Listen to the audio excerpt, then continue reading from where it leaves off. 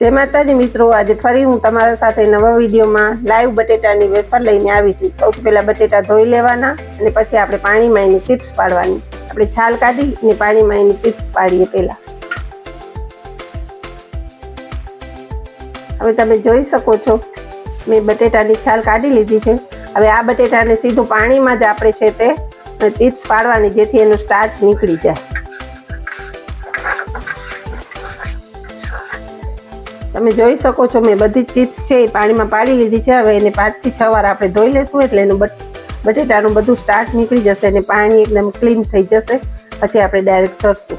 જોઈ શકો છો તમે પાણી એકદમ ક્લીન થઈ ગયું છે। હવે આ બધા બટેટા છે એને આપણે પાણી એનું નીચવી લેશું। હવે આ બધી મેં ચિપ્સ સૂકવી નાખી છે। હવે તમે જોઈ શકો છો કે ઉપર થોડું થોડું પાણી દેખાય છે એ આપણે કિચન નેપકિનથી બધું સાફ કરી લેવાનું। एकदम कोरी करी ने सीधी तरी लेवानी। હવે જોઈ શકો છો મેં તેલ પહેલેથી જ ગરમ કરવા મૂકી દીધું છે। હવે આપણી આ ચિપ્સ છે એ ડાયરેક્ટ એમાં આપણે ફ્રાય કરશું।